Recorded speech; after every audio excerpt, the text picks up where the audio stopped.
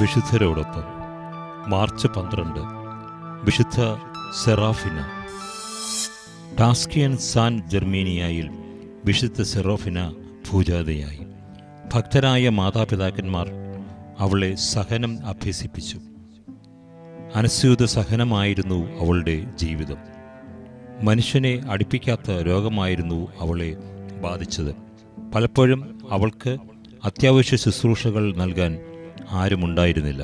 അങ്ങനെ അവൾ അത്യന്തം കഷ്ടപ്പെട്ടു.